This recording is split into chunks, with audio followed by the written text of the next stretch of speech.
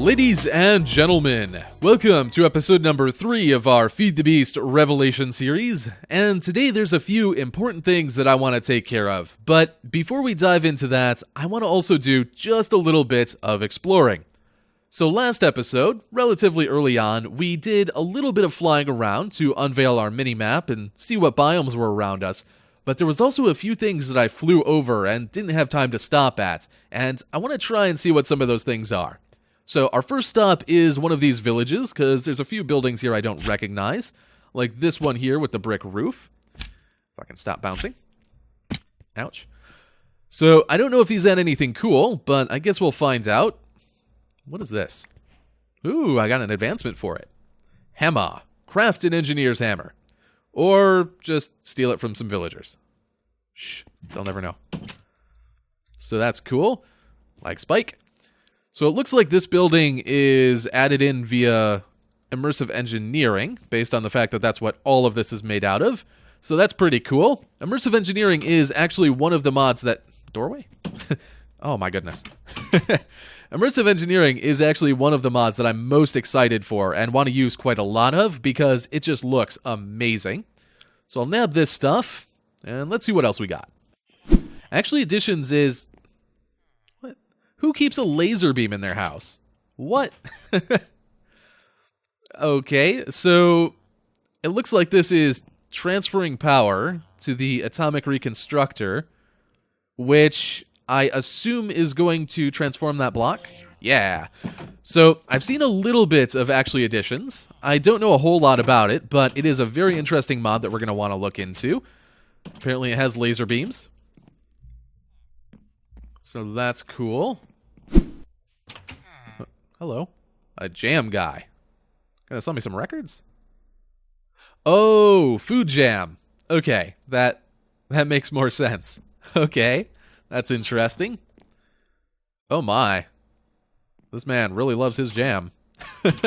Okay. I'm not sure if jam is anything other than like a low-tier food source, but that's interesting. And I think there's one more building up this way. What are you? You are so fancy looking. A crystallizer, huh? It looks like an actually additions villager. Boy, are you fancy.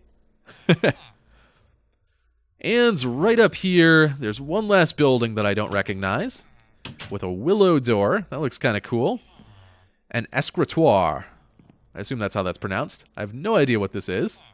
Examine specimens. Okay, I'm guessing this is for bee breeding. Yeah, that must be what this building is about. That's cool. An apiarist, huh? Frozen combs, silky combs. Bees are an interesting one. I don't know anything about it. I've heard that it takes forever and is really, really laborious, but definitely a cool thing that we'll have to look into eventually. So this village was reasonably interesting. We had the immersive engineering building, the actually additions building. This building over here has bee stuff out the back of it, and there's even this waystone, so if we find more of these, we can kind of teleport back and forth. So that's all well and good, like Spike. But now that we've looked at the village, it's time to move on and raid some pirate ships. Okay, so here we are at one of the pirate ships. Now, I have to admit, I have no idea what's on these things, or if they're worth attacking at all, or how hard they're going to be, because there is quite a few of these guys on here. So, I guess we'll find out. Let's take them on. Okay, one down, like 50 to go. Wow, this guy's got a diamond sword. Look at him. He must be the captain. Please don't hit me with that. That would hurt so bad. Oh, looks like the deck is clear. I still hear a few more.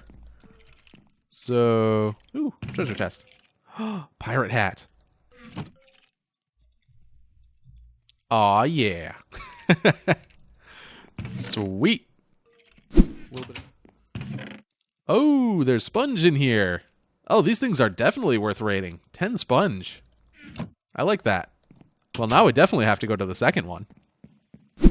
Aha! The captains do have a parrot on their shoulder. Oh, and they suffocate it. Stop suffocating the... Aw. You're a jerk, dude. So one last structure, because this is taking way longer than I thought it was going to.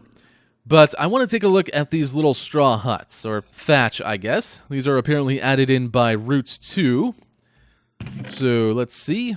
So it looks like pretty vanilla stuff, except for this. A pestle, huh? Okay, I'll take that.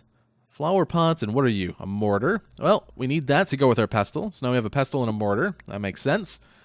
And a couple books. A book of herb lore and a book of spellcraft. I'm assuming that these are our introduction into the Roots mod, which I'm pretty excited for. I don't know much about this one at all. I haven't actually looked into it, but it sounds really, really cool. It's made by the same developer who makes Embers, which is another mod that I'm very excited for. But this one, you basically set up like ritual circles or something along those lines, and you give them certain blocks, and then you get certain abilities from it. Like this one sounds like we'll be able to shoot fire, which is awesome. Spell Mind Ward. Creates a floating ward above the creature the caster targets, preventing them from attacking the caster. That is awesome. So that's very exciting. Hopefully we can get into that relatively soon, but for right now, we need to call an end to the whole exploration thing, because we have a lot to do today, and, well, I've spent a lot of time exploring. So, I'll meet you guys back at base, and we'll get started on some new tools and some new weapons. So, like I said, we're going to be making some new tools and weapons today. Now, back in episode number 1, we made this pickaxe, and for early game stuff, this did pretty good. But now that we're a little bit more established, and we have some resources at our disposal, and we have some power generation going, we're getting to the point where we can really dive into certain mods and really start exploring modded Minecraft a little bit more. And we can also start working on our base area a bit, which is something I really, really want to do. But going forward and doing all of that, we're going to need better tools and weapons. Because currently, well, we're rocking this early game pick and a bunch of iron stuff, and it's pretty lame. Stuff takes a long time, clearing out areas takes ages, gathering resources takes ages. It's not very good. So we want to upgrade to something a bit better. Now, for right now, we're going to stick to Tinker's Construct stuff. I kind of want to see what it's like once you reach the higher tier materials, but the issue is that we still don't have those higher tier materials. I still haven't gone to the Nether to get them. So that's actually what we need to do. We need to hop into the Nether, and we'll set up a temporary Nether portal right over here. Now, truth time, I've actually done this once before, which is why there was those two little blocks missing. I went to the Nether last episode because one of the machines that we built needed a couple nether brick in order to function. So I had to go into the Nether, grab a couple netherrack to cook up, and then ran back out. Now, I didn't have much time to look around because there was a ghast circling above, but at least the area seemed reasonably safe, so I don't think we're going to die immediately. But I also didn't really get to look around and see what was going on in the area. So, right off the bat, we have a ghast. Please don't blow up my portal. And it looks like we actually have cobalt right away, which is awesome. I did not notice that last time, but that is one of the ores that we need. I'm going to go ahead and grab that. Of course, it only generates one ore at a time. Ooh, even more. Beautiful. So, I do not know what the Nether is like in this mod pack. I see that there is a tree hanging from the ceiling, which is interesting.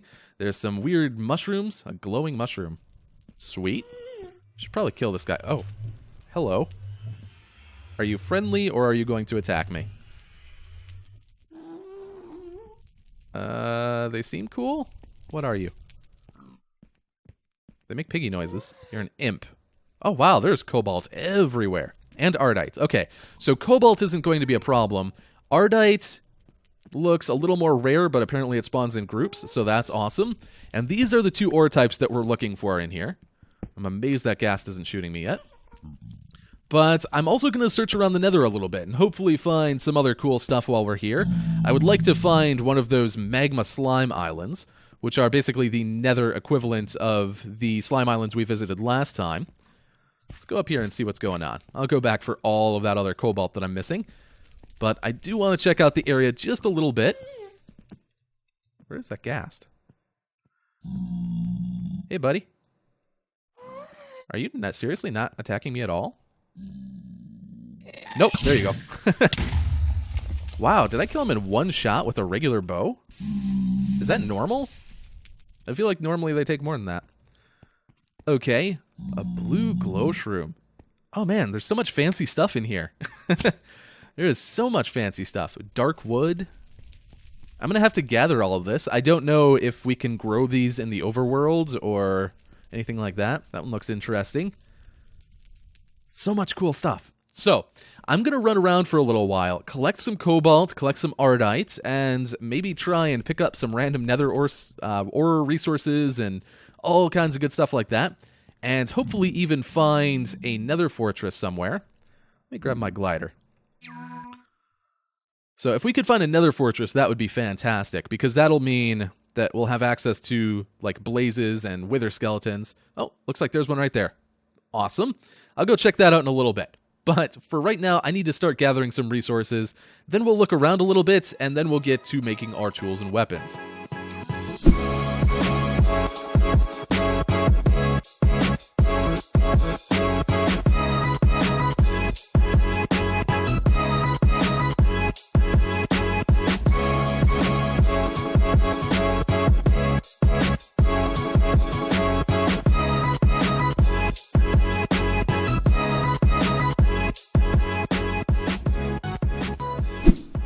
Is that a red creeper? Oh, you have the creepiest face. You have the utterly creepiest face. Oh my god! They blow up real quick. Like, real quick. Wow. Okay. Noted. How? What? What?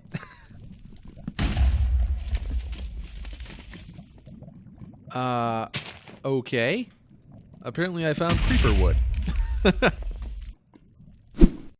Okay, so I really need to head back now. My sword's about to break, my pick is about to break, my armor is basically disintegrating on my body, and I'm not entirely sure where my portal went. Oh, there we go. Perfect. So, that was reasonably successful, actually. Ooh, missed a piece. I think we can take at least a couple more before my pick destroys itself. Granted, Tinker's tools don't actually break when they break. They actually stay there. You can repair them yet, unlike normal vanilla tools. So, wouldn't be the end of the world, I suppose. But just going to grab this. We do actually have quite a bit. I put it into my dank null after remembering that I can do that. I spent the entire time worrying about my inventory, forgetting that I had my entire dank null to use. But we have 155 cobalt, 122 ardite, and there's still a ton more everywhere. My pick was just wearing out, so I wasn't using it as much. But, I mean, it's all over the place. I actually thought it was going to be much rarer than it really is. So that's cool. Oh, there's draconium over here. I didn't even realize. So this stuff is actually quite rare, and we're going to need this to get into Draconic Evolution later on. It's going to be a while before we do that, just because that mod is kind of overpowered, from what I've heard. But it's good to have it. So let's head on back and get to work on our new tools. So for future reference, when you're hunting Endermen for Ender Pearls, make sure that all of your armor isn't about to break and your sword isn't about to break. Is that seriously my head sticking out of the dirt? Come on, game. At least bury me properly. Jeez. So now that I've wasted pretty much an entire episode goofing off, it's finally time to get to our new tools and weapons. And the first thing we're going to do is upgrade our pick. Now, thankfully, in later versions of Tinker's Construct, we can actually upgrade individual parts of our pickaxe and swap them out whenever we want to.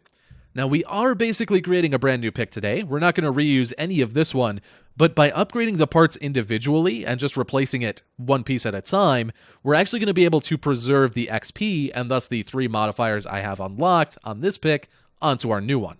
So that's going to work out pretty well. Now, we did cover Tinker's Construct relatively well in the first episode, so I'm going to breeze through some of this process, but the new stuff that we didn't cover back then, I will try and point out just so you guys can follow along.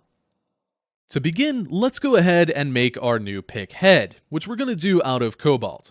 After that, we're going to make our new tool rod out of electrum, and don't worry, I'll explain why we're going with these materials momentarily. So the last piece that we need for our new pickaxe is the binding, and in order to do this, we're going to use a slightly more complex material called night slime. Now, the key ingredient to night slime is the purple slime ball, and there's two ways to get this as far as I'm aware.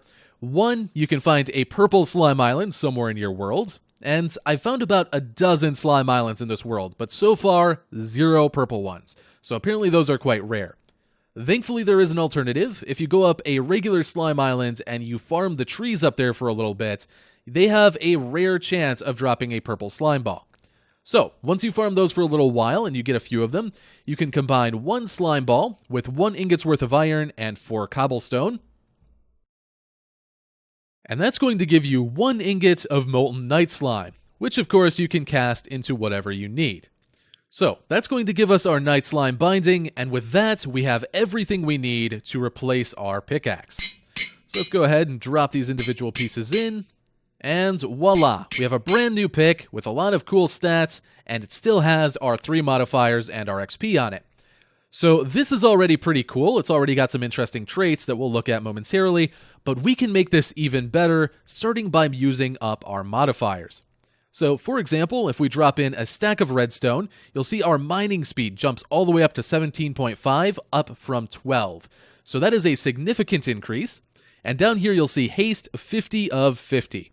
So this means that we've maxed out the first level of haste. If we drop our pick back in here, it goes up to Haster, 64 of 100, and this is the second level of haste. It goes up, I think, 1 or 2 more past this, but you can also see that that used up a second modifier, or at least it would if we accepted this pickaxe. Now, eventually we probably do want to max out our haste to make this pick as fast as it can be, but for right now, I want to use our last 2 modifiers on something else. First up, lapis lazuli. This gives us the luck effect, and you can see we have luck 1 of 60. So this levels up much the same way that haste does, except it does not take multiple modifiers to go to the higher levels. So we can go up to the level 2 or 3, or maybe it goes up to 4, I can't quite remember, but we can go up to those higher levels of luck without using any extra modifiers. The downside here is that that takes a ton of lapis. I think this goes up to 360 or so, and I really don't have all that much at hand. I could max it out, but then I would have no lapis remaining. So there is one other benefit to luck, one other trait that it has that's going to help us out, and that's that this one, unlike haste and unlike any of the others, levels up by itself. So essentially, as we're using our tool, our luck value is going to go up by itself, even without us dropping lapis into it. Now, that is likely going to be pretty slow, so we may want to drop lapis in later on to speed up the process, but for right now, when I don't have a ton of it, this is going to do just fine. Now, for our last modifier, just for the time being, I'm going to drop in a reinforcement. A reinforcement is just 8 obsidian around a cast from Tinker's Construct, and this gives us a 20% chance to not waste durability when we mine something. And much like haste, this has multiple levels. So we can add another reinforcement to bump that up to 40%. And we can actually do that 5 times. Granted, each time takes another modifier, but that would give us, if we put in all 5 reinforcements, that would give us a 100% chance of not using durability. Essentially, our pick would be completely invulnerable. It would no longer take durability damage, which is pretty OP for a few different reasons, especially because of what we're about to do. So there's one thing that we can add to this pick yet, and that is an embossment. So embossment essentially allows us to add 1 extra trait to our tool or weapon, and not just a modifier. What it actually does is it allows us to apply a material trait. So for example, wood has the ecological trait where it regenerates the tool by itself. I don't think that's fast enough to actually want to put that on anything, but we could apply that trait, even though we don't have any wood in our pickaxe, to it just by applying one of these things as an embossment.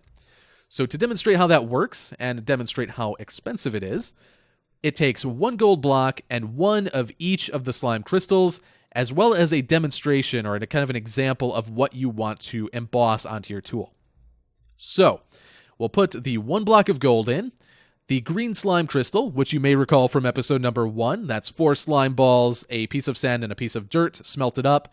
That gives you this, you smelt up the result of the craft, I should say. The blue slime crystal is the same process, just with blue slime, and the magma slime crystal is with 2 orange slime balls, 2 magma cream, a soul sand, and a netherrack. That gives you the block that you smelt up to get this. So all of that around your tool, and then the piece that you want to emboss onto it. So you can see our Ardite pickaxe head, which has the Stonebound trait. That is now applied to our pickaxe, even though this doesn't have any Ardite in it directly. At this point, we have a pretty bonkers pickaxe. A very high mining speed, or at least a reasonably high one. All of these different traits. Shocking makes it so that as we walk around or as we mine, the tool builds up a charge, and as we're mining, it will discharge it and give us a huge speed boost. It actually gives us haste 3, in fact, so it's quite significant. Momentum also increases our speed as we mine things, so the more blocks we mine in succession, the faster it goes. I believe this goes up to about a 40% increase. And Unnatural makes it so that any blocks that are lower tier than our tool is, which is pretty much everything other than cobalt or ardite, are going to get mined even faster than normal. So essentially, we are stacking all of these speed upgrades onto our pick, so it should be pretty crazy, and I can't wait to try it out. But before we do that, we still have a lot of other stuff to make. And we're going to start off by making a hammer.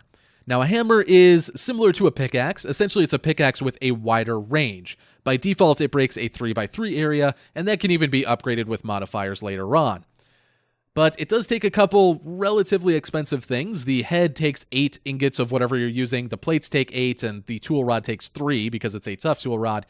But let's go ahead and make this, and it's mostly the same materials we're familiar with. So the head of the hammer is going to be cobalt, the plate is going to be ardite, and the other one is going to be electrum, and the handle is going to be made of night slime.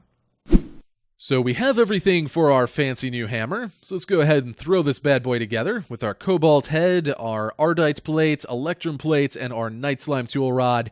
That's going to give us a pretty good hammer to start with, but of course, we can make it better. So the first thing I want to do is add a silky jewel. This is relatively easy to make. You do need to find an emerald somewhere, but after that it's just 4 gold and a little bit of string, and that's going to give us Silk Touch. Now that's going to be quite handy, mostly because a lot of things we can do with machines will give us extra results from processing ores, rather than just mining them. We'll actually get better outputs from putting them through machinery, rather than just using fortune on them, for example. So that's going to be quite handy. And then for our embossment, we're going to go ahead and use something made of endstone. Now, obviously we haven't been to the end quite yet, so getting endstone is a little bit tricky. The only way that we can do it with what I currently have available to me is to melt down some ender pearls in a magma crucible to get resonant ender, and then we imbue that resonant ender into a sandstone block in a fluid transposer. So essentially, we are melting down ender pearls and just drizzling it over a sandstone block, and voila, we have endstone. Now, as we do this, do note that we're using a shovel head for the imbuement. You do not need to use the same type of block. Like, we don't need to make this a hammerhead in order to use it as our embossment. It just needs to be a tool head of some kind. Or even so, we could actually use a tool rod. It would just have a different emboss effect on it. It would have the effect that endstone does on its extra slot rather than its head slot. So do keep that in mind. You don't want to use something like a head, because then you're wasting a lot of extra blocks. Use something cheap, or like the cheapest that you can for what you're trying to do. So that is our fancy schmancy hammer. Now that end trait that we just put onto it is called Alien. And this says, as if they're changing, maybe time will tell. What this essentially does is it makes our tool evolve over time. So over the next hour or so, this tool is going to keep getting better and better. It's going to get hundreds of extra durability, a few points extra mining speed, and even a little bit more attack. So that is very cool. One of the best embossments, at least I think so. So that is our hammer. Really looking forward to trying that one, but we still have 2 more tools to create. Now, the next 2 are going to be pretty much the same exact process that we just went through with these, but it's not going to be anything new. So I'm going to go ahead and bust through that myself. That way we can move on to the 2 new weapons that we need to make, and then we can go play with all of our new toys. So we now have a full set of Tinker's Construct tools, which is awesome, but now we need to address our weapon situation, because an iron sword and a random bow that I picked up off a skeleton are just not going to cut it. Now, in Tinker's Construct, we have quite a few options for this. There's 4 different sword types. A broadsword, which is basically a vanilla Minecraft-style sword. A longsword, which is a little slower but a little stronger. A rapier, which is a little faster and a little weaker. And the cleaver, which is very slow but devastatingly powerful and has a chance to knock the enemy's heads off, which is really, really cool, but probably not what I want as my main weapon. It's just super duper slow. For right now, I think we're going to stick with the longsword for our melee option. So in order to do that, we'll get a lag spike, and then we'll come over here and cast a blade of Manulin. Now, I've accidentally crafted some Manulin by leaving Cobalt and Ardite in here together, but just so you know, that is how it's done. You leave 1 Cobalt and 1 Ardite, and you'll get 1 Manulin in the process. So we can go ahead and extract that out, and while that's cooling, let's go ahead and make our handle, which is going to be made of bone, strangely enough. You'll have to trust me on that. It's an okay option. So, there is our blade, and now while this is going, while we're making these, we can go ahead and set our cast up and set to Cobalt, because that is what we want to use for our guard. And now we can come back in here, select the longsword, put in our handle, our blade, and once this is done, oh, already is, beautiful. We can pop this in, wait, we can pop this in, and there we go. There's our new sword. Looking pretty sweet. So with this one, for the modifier, we're just going to slap some quartz in here. And it's actually going to take a little bit. And that's going to give us a full level of sharpness, which again is something that we can increase later on. And for the embossment on this one, we're going to go ahead and also put the endstone embossment on it. So for this, let's select a sword, throw down a couple endstone. And now we'll go put in our gold block, 1 of each slime crystal, and the end sword blade, and there we go. Here is our new sword. Pretty good. It's got an attack power of 14. It's bonus speed from the cobalt. The stats are going to keep going up for an hour thanks to the alien trait. Overall, it's just good stuff. So we don't even need this iron sword anymore. Let's get rid of that garbage. So, there is our melee option. Now what do we do for ranged? Well, again, there's a few options. We've got short bows and long bows and crossbows, all of which have different benefits and drawbacks. You can also have custom ammo for each of those to give even more of an oomph to it. But I think what I want to try, at least for right now, is the shuriken. Just because that is a really interesting option that obviously we don't have normally. It's very different. So that should be kind of cool. Now for this one, we're going to go ahead and pop down a knife blade cast. And we're going to want 2 blades of Manulin, which I do think we're going to be changing this one around later, more so than any of the other tools we're making. This one is probably going to change once we get some more modifiers on it. But we're going to make 2 blades of Manulin, and then 1 blade of cobalt, and 1 blade, do I have, yes, 1 blade of bone. And we're going to put all of those together like so. And that's going to give us a pretty good starting shuriken. And then, of course, once again, we can put some stuff on here. We're going to put reinforcement on this one, because when it comes to shurikens, their durability is actually tied to their ammo. So you can see we're going to have 77 ammo with this. And you can pick them up if you miss, but every time that you hit an enemy, you are using up an ammo, and you need to repair, obviously, once you get down to 0. So that's a little bit tedious, and I definitely want to reach that point of having 5 reinforcements on this one so that it's indestructible, because that means that we're not going to have ammo requirements. We're going to be able to spam these things all day. So that's going to be the super duper highest priority with the shurikens, because due to their super duper speediness and their kind of lower damage, it means we're going to use them a lot more often. So the more that we can preserve that ammo, the better. Now, we also want to emboss that, of course. And for this one, what are we doing? We need to make an end blade. Like so. So that will emboss it with... And yeah, there we go. I confused myself momentarily, but no, we're good. So now we have a complete lineup of Tinker's tools and weaponry at our disposal. And that is fantastic. Now, they may look like children's toys, but I assure you, they are quite impressive. For example, the lumber axe that I created. This thing is not like a normal axe. If we go ahead and break the bottom block of this tree, boom, the entire thing gets taken down. Tell me that's not the greatest thing ever. And, I mean, notice, it doesn't even take long to break. It's faster than that my iron axe was, and it takes down the entire tree after I break that one block. And then you see how it's glowing now, and we had that little zippy-zap noise? That means that it's going to go even faster the next time I mine. And that's the shocking trait. So that is amazing. We just gathered a stack and a half of wood. So that is fantastic. Now, to test out our digging tools, I mean, I suppose we could test our shovel quick. Woo! So you'll notice that it took a little bit to kick on, but then the shocking trait kicked in, and suddenly we are digging up a mess. And I wish I hadn't done that at my base, but I'll fix it later on. Now, to test out the hammer and the pick and the weapons, I'm going to go ahead and find a cave somewhere to jump into. And I'll be back with you guys once I do that. So I found a ravine, and this one even comes with a willing test participants for our weapons. So that's going to be fantastic.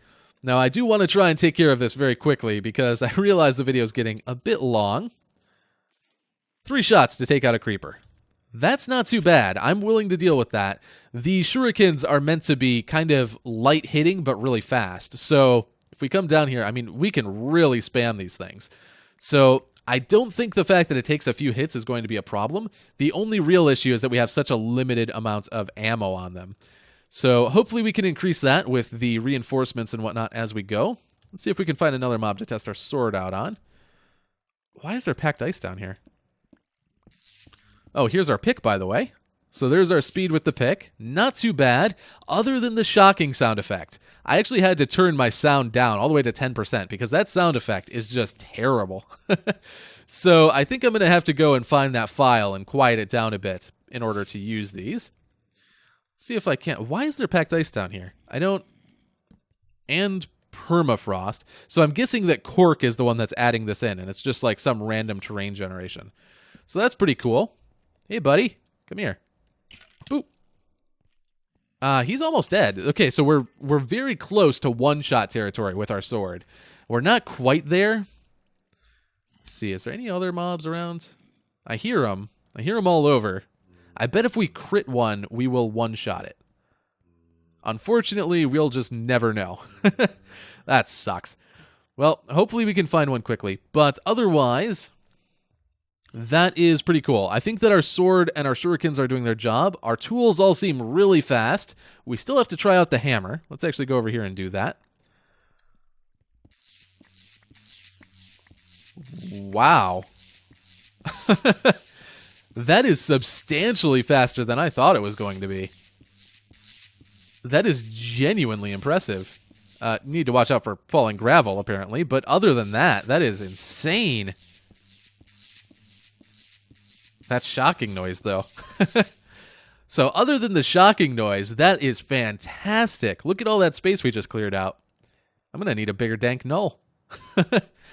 I mean, this is genuinely crazy. And keep in mind, this is all silk touch. So all of the ores, which I don't have inventory space to be picking up, can be processed, and we can get even more out of them. So that is fantastic. Ooh, a volunteer. Boop. Yep, one-shot kill with a crit. Love it. So with that, I think we are going to call it here for today. We've got some awesome tools, really good weapons. They're only going to get better from here on. In fact, keep in mind that a few of the traits that we have on here, particularly stonebound on our pick, our shovel, and our hammer, that means that these tools that we just saw, like the speeds that we just saw, that is the slowest these tools will ever be. As they get more worn down, they're actually going to get faster and faster. And that's not counting additional modifiers or anything else.